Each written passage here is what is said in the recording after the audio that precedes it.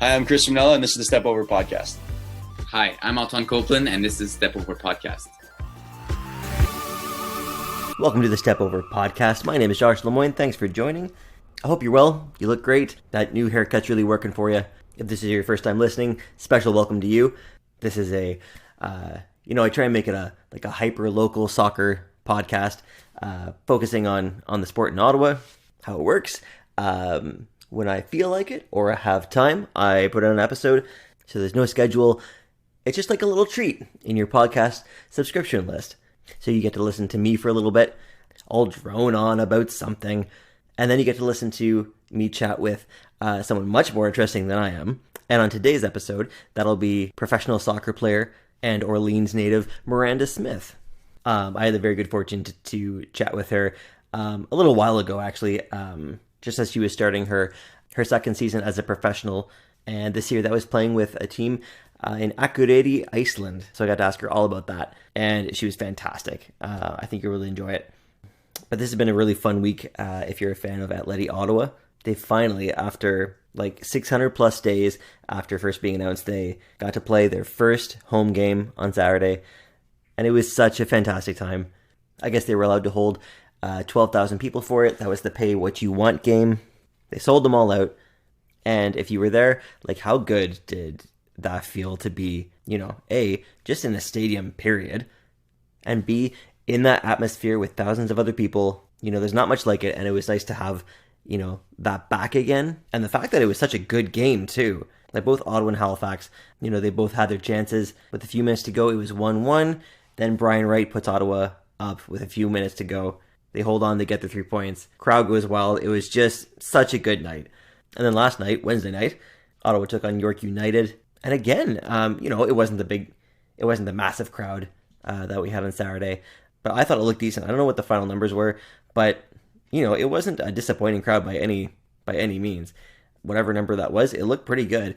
And the crowd seemed into it. It was another entertaining game. There were a few really good performances. Pauli made some really key saves early on. But one thing that I think needs to be appreciated, so head coach Mista was not on the sidelines because he was serving a suspension. So it was assistant coach AJ Cabra in charge. Now AJ's just starting out his coaching career. He just retired at the end of the last season. He's only 26, but he was in charge for this game.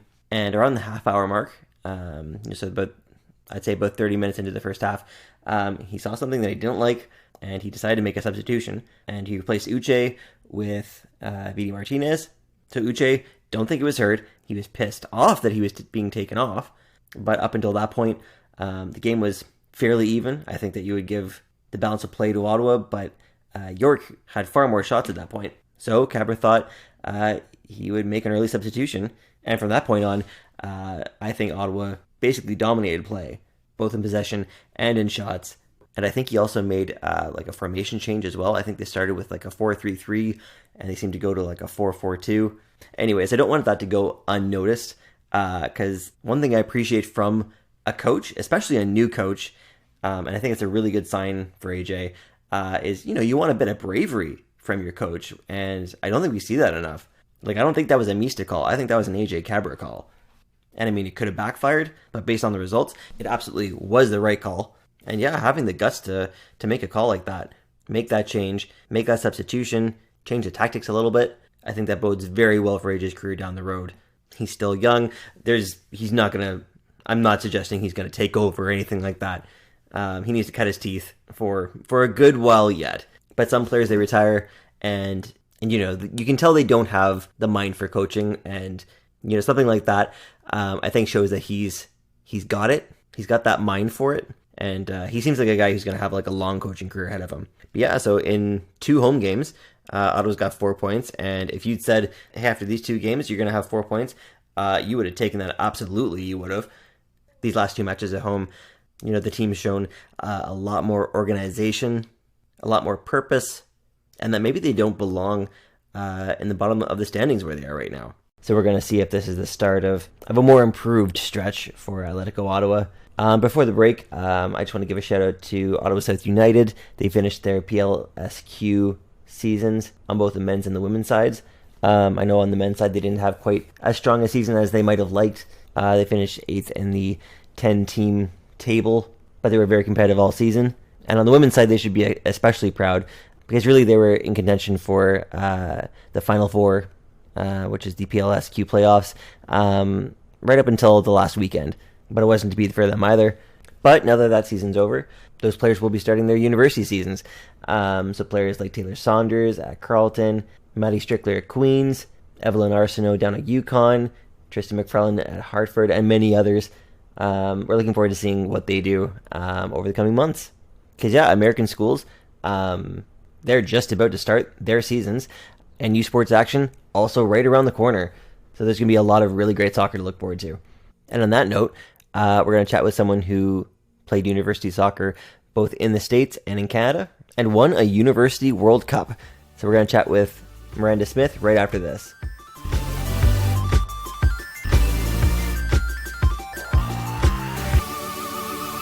So Miranda Smith joins us from Iceland.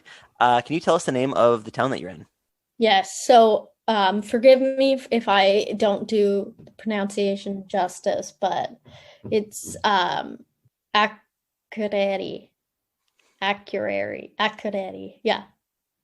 Yeah, like on a map, like that's one of the, like you probably lucked out by going to Akureyri, because there's so many towns there that are like unpronounceable. Have you learned any other town names? Because there's some that are like 40 letters long with like non-English characters. I think the only one I know how to say is the capital, Reykjavik. That one's actually not that bad. It's not too bad, yeah. The ones that end in Vic aren't too bad. Yeah. There's Vic another one Vic like Keflavik or something like that. Yeah, like the airport one. Yeah. Yeah. I think there's one that's just called Vic. Oh, really? Probably. Yeah. Like on the south, I think there's a town of Vic. Like even learning my club name was hard. So what is the name of your current club? So it's the combination of the two clubs in Akureyri, and it's Thor is like the first part, and then Kawa, and then together it's Thor Kawa. But when I first read about it and everything, I thought it was pronounced Dorka because of their D letter with the line through it.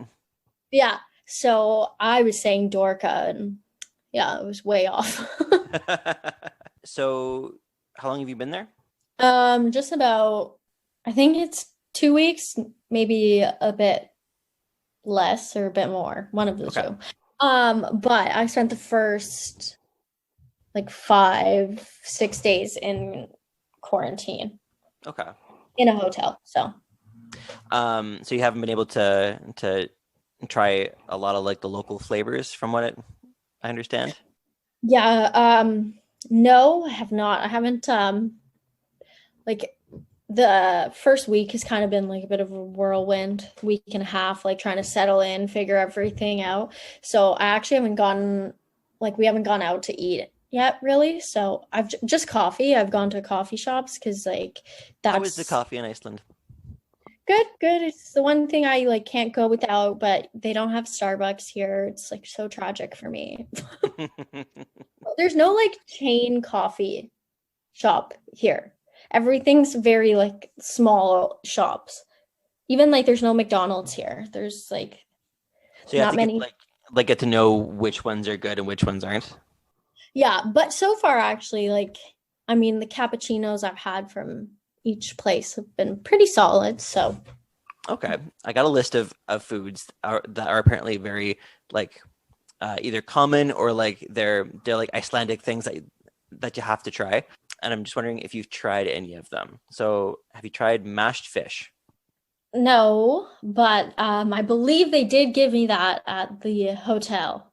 It literally looked like mashed up fish, but they mixed it with olives, and I don't like olives, so I didn't give that a try at all. Have you tried pickled herring? No, I have not. I have a dog barking upstairs. Can you hear that? No, actually, so you're good. Okay. So pickled herring. Yeah, no, I haven't given that a go yet, but I'll always try things once, so maybe if that comes up, we'll see. Okay. But There's a kind of yogurt called skyr. I know we have skyr in Canada, but I don't know if it's different there. Apparently, it's classified as a kind of cheese there. Well, so I do actually have a big tub of that yogurt in my fridge right now, but I don't know about the cheese-like description. I don't know if it's cheese-like. I just know that it's classified as a cheese. Really? Yeah. Interesting. I don't know. I think it's like yogurt. So, yeah, I get like a vanilla flavor, it tastes like yogurt. Just like it's like a Greek yogurt with like the thickness, but maybe like a slight bit thicker than Greek yogurt. So apparently they have their own Icelandic ice cream and Icelandic rye breads. I have not tried Icelandic ice cream. Not opposed to that because I love ice cream. The rye bread, I had rye bread at a hotel, but is it like the top of the line Icelandic rye bread? Probably not. So I'll have to give that a try. Okay. But it was good what I had. I thought it just tasted like rye bread that I would get home. Yeah. Okay. And there's this traditional food that I'm gonna butcher the name, but it's spelled hakarl. It's like a fermented shark. And from experience, I can tell you that it smells like a cat litter box. Oh. Yeah, Ooh. it's got like a cheesy consistency.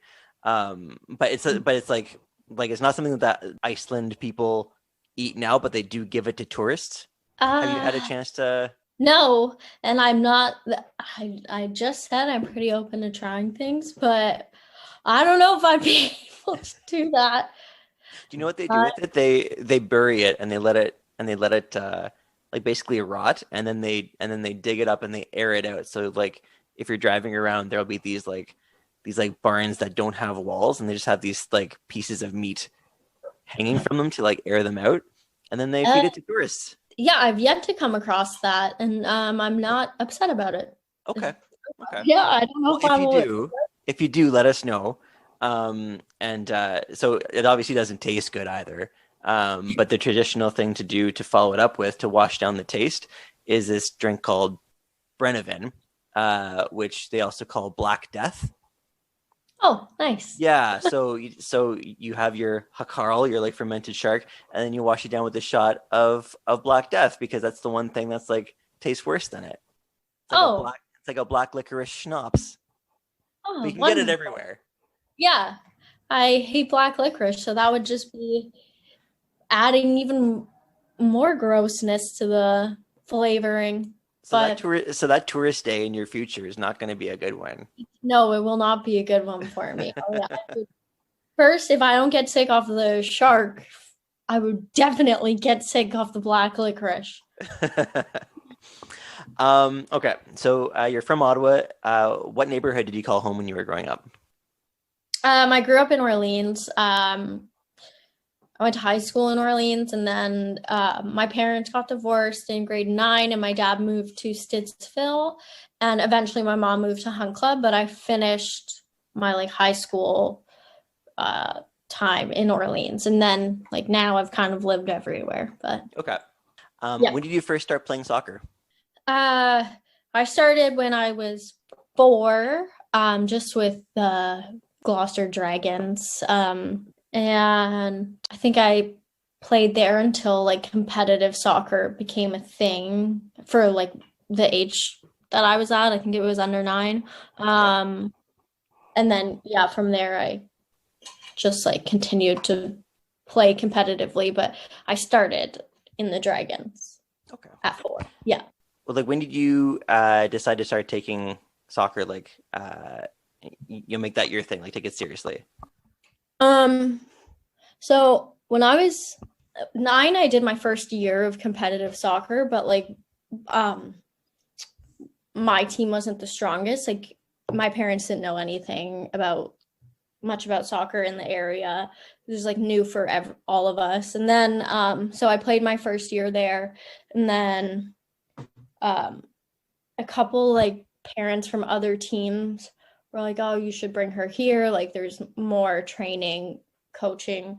And then I ended up meeting like Sanjeev Parmar through one of the parents, or my parents met him. And then he was like starting this program for who he would select as like the top 20 girls in Ottawa for our age group, and was just going to train them like all year kind of deal. So I joined. He like evaluated me, and when he decided that he would take me into the program is when I also did competitive gymnastics, or for like, I was doing 20 hours a week of gymnastics at the time. Okay. So I went and like got evaluated for gymnastics too, because I wanted to kind of figure out which is so crazy because I was so young, but like where I might have the most potential.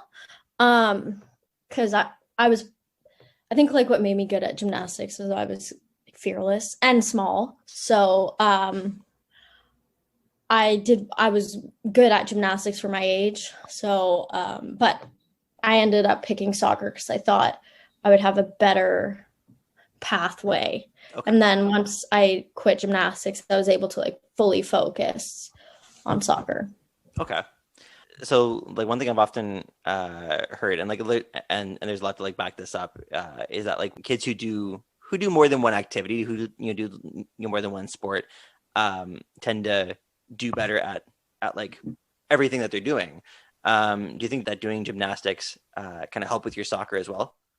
I 100% will say gymnastics was like the biggest blessing for me as a child and helped me so much in soccer. Like just even, I mean, I know you don't need to be flexible to play soccer, and I'm not flexible now, but at the time, like having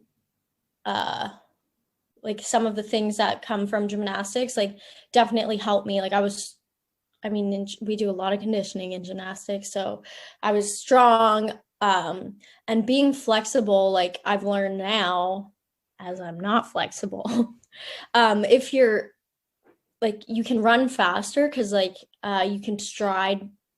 Like when I go to physio, they have said like I'm so tight that like it slows me down because I can't reach my like full stride. Where when I was in gymnastics, I was really flexible, and I just feel like it helped in so many different aspects, like discipline, drive, like commitment. I don't know. I think it's so beneficial. There's like lots of studies that apparently say that gymnastics is like really helps with other sports as well. So, well, I mean, gymnasts have to be some of the strongest athletes in the world. Like some of the things that I don't know a lot about gymnastics. I was never in gymnastics, So I don't know if there's different things that you see at the Olympics that like, certain gymnasts do and like some don't. But like the control that you have to have, you have to be extremely strong to do those things. Yeah, and I think even just like coordination, like it helps with that. And like strength wise, like as a gymnast, you're not just like dominant in like one area. Like you have to be kind of strong all over. So I think that's something that like helped me a lot when I was younger, is like just like balance. I don't know how to explain that. But like I wasn't just like super strong in one area. Like I just had a good balance all over, Okay. Did it help? Like you said that you're a bit on the smaller side. Did that help kind of like, protecting the ball and kind of fending off maybe bigger players? Yeah, definitely. And I think like might be a little more like agile from it. Maybe not so much anymore. It's been quite some time, but back then. So I didn't realize that when you went to university, like you started your university career at the University of Memphis. Yeah. So what brought you there? I guess like from the time I decided to pursue soccer and had chosen that as my pathway, my goals were always to go to school in the US. That's kind of what we're taught is like the end all be all. So as soon as I was old enough to kind of understand and everything, that was what was set to be like the golden path. Like, this is where you're going to go. That's how it's going to be. And that's how you'll get to like your best, everything, reach all your, so that was like the end all be all. I really like got connected with Memphis through the provincial program. I did that from the actual provincial program was U14 to U16, and then once you leave U16, you become part of their like NTC program, which was like the National Training Center. So I did that pretty much until I left for university. But yeah, I got to Memphis because of the provincial program, and one of the coaches had like connected me with Memphis. Okay. Yeah, because I know Memphis is a bit of like a Team Canada type program. Like, they have a ton of Canadians. There haven't been too many episodes of this podcast yet, but one of my guests was Clarissa Larissi. I'm not sure if you play with her. Yeah, it seems like they really, like, I think at the moment like half their squad is from Canada. Yeah. Did you find that like that they were specifically maybe tapping a market that most universities don't necessarily go after, poaching the best players? Maybe I'm not like entirely sure. I think now a lot of American schools are starting to look into like having Canadian players. Like, even some of the bigger schools like UCLA now has some Canadians, and like I feel like when I was a bit younger and looking, like, not all American schools were looking, and I know Memphis was always looking at Canadians. It's definitely like they're good at getting Canadian players because they can back it up with the fact that they have so many, right? So it's like it's an appealing process if you see like so many Canadians have been there.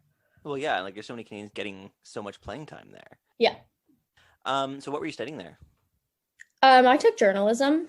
When I came home, I ended up switching into communications, just because I think I have like a bit more options with communications, but I think my goal is to do some sort of like broadcasting.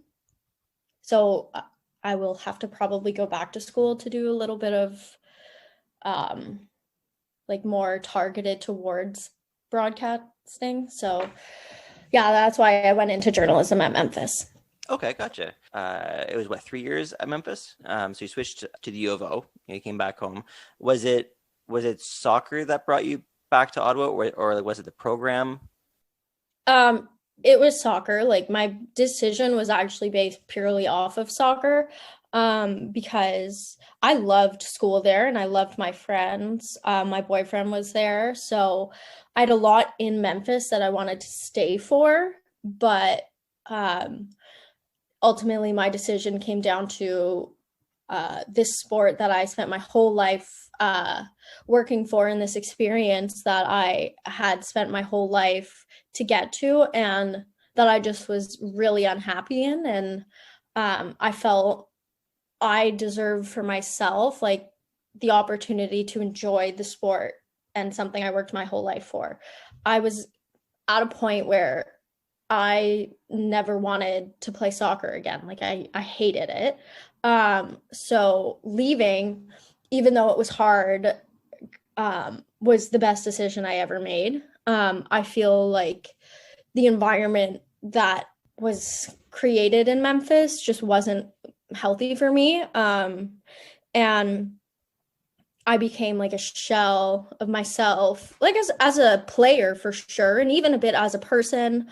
I just wasn't happy when you're doing something every day that like gives you anxiety, and it's like that carries over into your everyday life. And so it wasn't just like I would go to soccer, but then I'd be like overwhelmed all day and just struggling. So just for my own mental health and love of the game, I wanted to love the game I spent my whole life working for. So I left, and it was the best thing I ever did for myself. Was it like the nature of the student athlete in the States?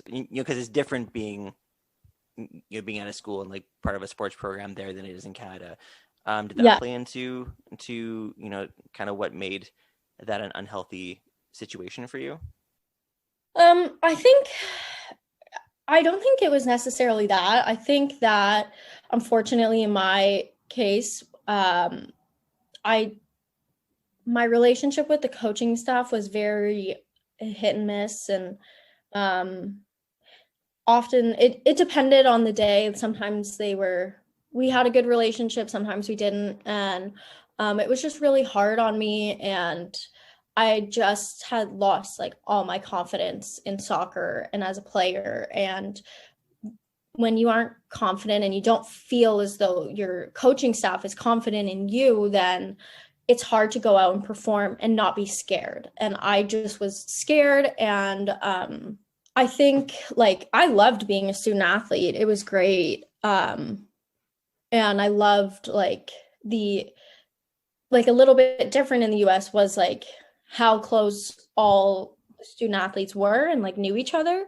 Going to school in Ottawa was a bit different, but I actually loved the environment of the student athlete community in the US. It's just was unfortunate. And I think something that is a bit different also is like for the coaching staff, a lot of American schools, like the coaching staff, like if they're not winning, their job is on the line. I know that's like it's the same in Canada, but maybe not to like as high of a degree. So like when things aren't going well for them, it can become a tougher environment.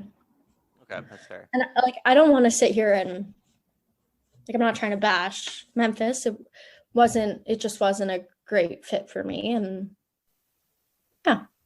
But I mean, good for you for recognizing that like that can't have been an easy thing to do, and deciding to to leave that program, you said was a good decision for you, but that can't have been easy to do, and I'm sure it would have been there's probably pressure to stay as well. So good for you for recognizing that. Thanks. It was hard. Like it was a tough decision. You're leaving a full scholarship. And in Canada, they don't offer full athletic scholarships. So that was hard. And especially like going into my senior year, it's a very hard, like it's rare that people leave and they're going into their senior year. But ultimately, I felt like my happiness, like in terms of even the scholarship, I felt like in my eyes, like I couldn't put a price on my happiness. So if I was going home and like I wasn't getting as much, like it was okay to me because I deserve the opportunity to try and find happiness in that sport. And I was able to maintain my boyfriend and I stayed together, so it was good. It was hard, but it was the right decision for me. Well, so you moved to uOttawa, and I mean, you could have chosen a worse situation to move into, because in 2018, with the GGs, you won the 2018 U Sports National Championship, and you scored the winning goal. Yeah. So I watched that goal last night, and that was a great goal. Like that was a screamer from 30 yards out, bar down and in to make it 2-1. Like the keeper had no chance. Came out of nowhere. I have I probably could never redo that in a million years. I don't know what came over me, but yeah, even still I'm like, I don't know how I did that. Do you still think about it every now and then? Be like, oh, that was such a good shot. Yeah, it's so crazy. But yeah, I was so fortunate to come home and join the uOttawa program. I had a really good relationship with Steve and Mark Fowler and Stu Barber. I knew them all. And my first year back, that we won in my second year. And my first year back was like a good kind of like we built into that like year. Do you know what I mean? Like it was a good learning year for everyone. We learned like how to become what it really means to be a team and stuff like that over the course of the previous year.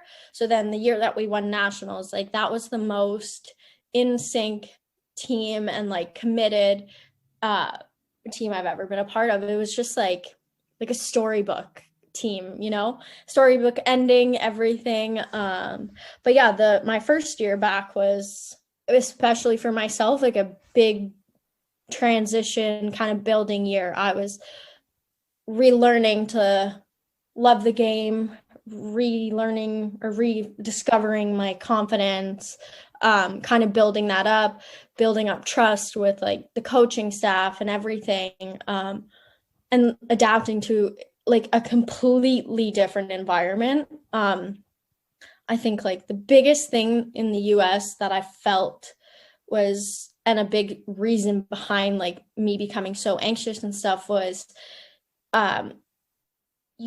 it felt like you had to be perfect in every single thing you did, which is just an unrealistic expectation. As like humans, you know, we're meant to make mistakes. That's often how we learn. But when you're constantly punished and like with extreme punishments for those mistakes, it just like you get so anxious because you never want to make them. But I mean, it's going to happen every now and then.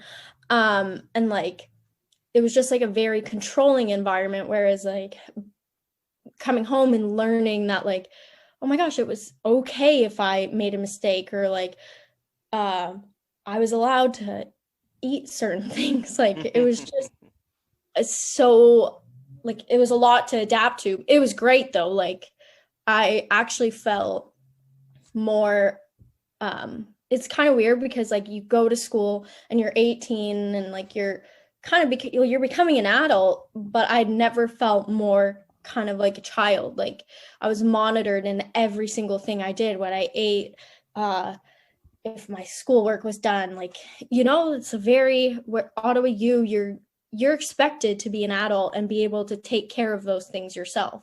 And like, you know your body, so you can eat what you know is going to benefit you, not what they say is going to benefit you. So it was just like a huge transition, but an amazing one. And then kind of we learned through my first year back, like as a team, what was great for us. And we kind of went through a bit of a lower point, which really helped us come out of it and like build from there. And then we had an incredible 2018-2019 season, or I guess it's 2018, and then that like kind of led into 2019. Yeah, so that year though was just like the most incredible soccer year I think I will ever have in my entire life. Well, yeah, because that you know, national championship wasn't the end of it. That you know, you then qualified for the first ever University World Cup, which was held in China. So the last person I actually spoke with was your goalie Margot Shore. Yeah.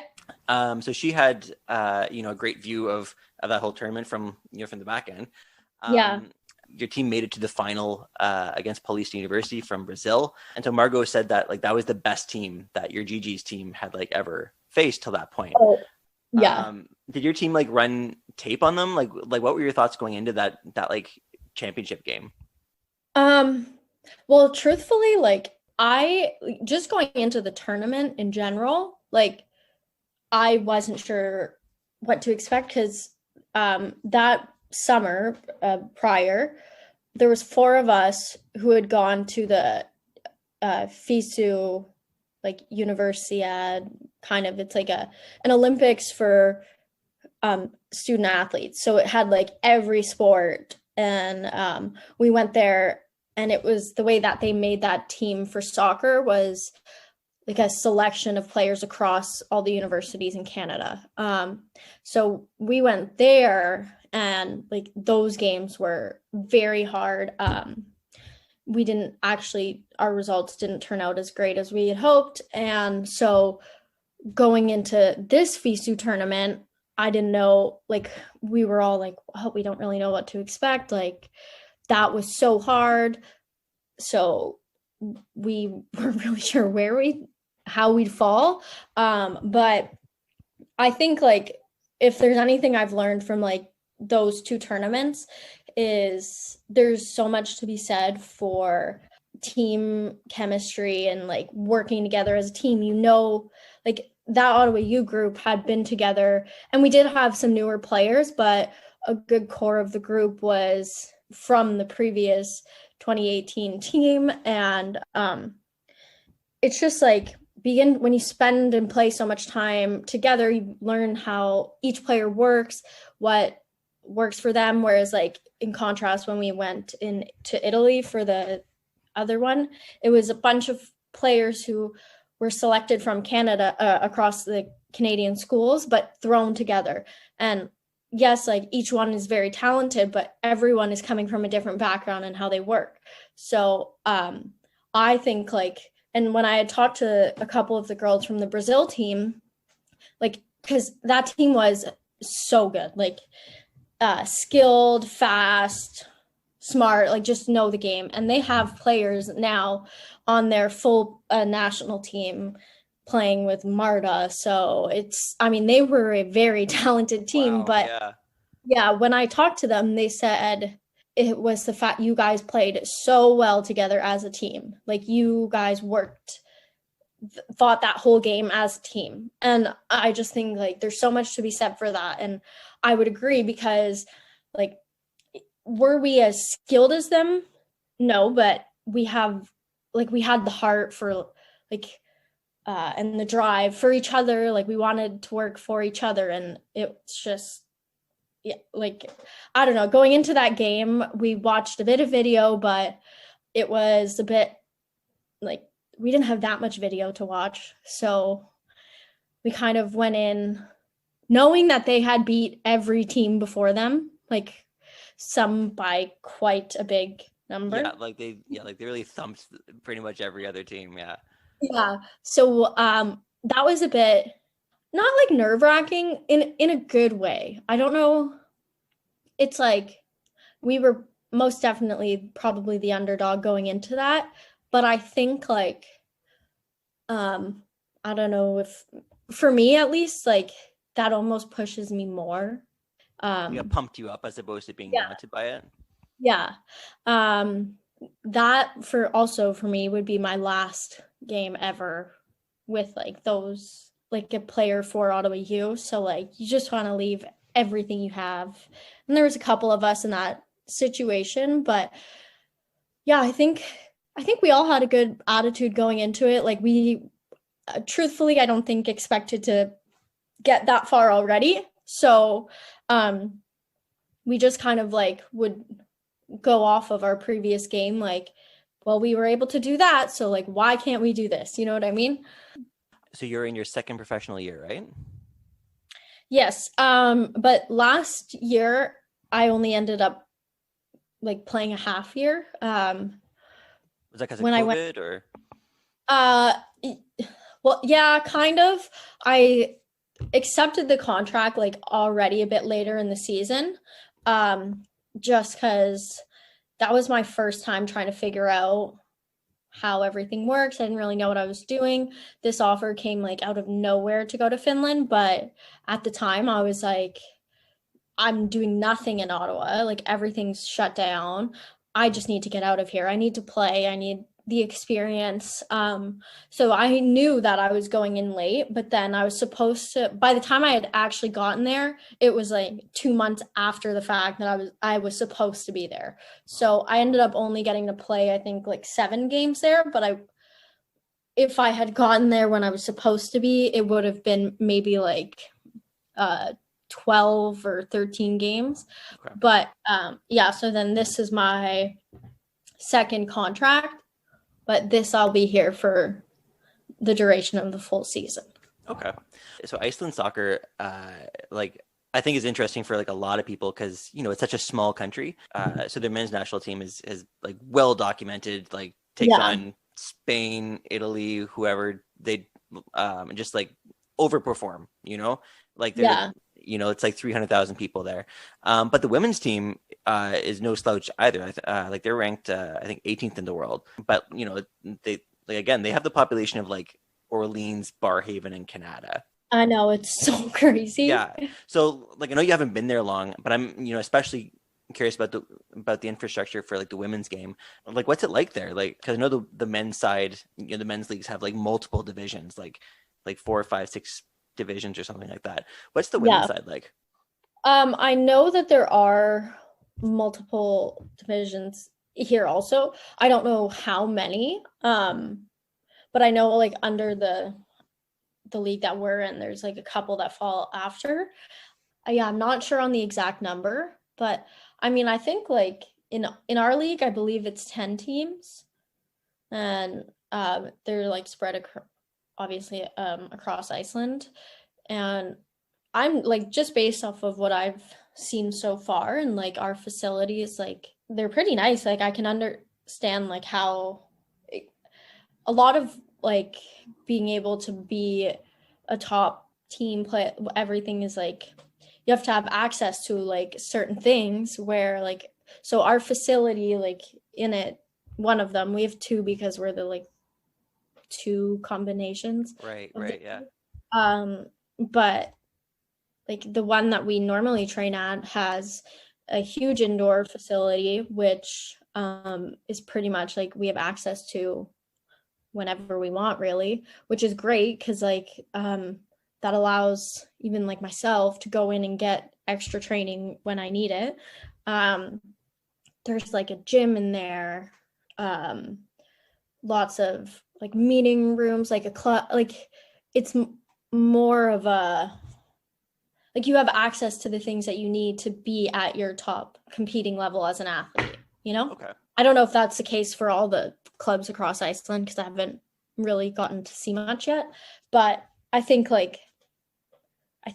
that that's an important part. Like being a good athlete is more than just being able to play the game. Like there's like a mental side of it, like the actual athletic side to it, like the gym, like there's so many different things that contribute to making you like a good all-around athlete.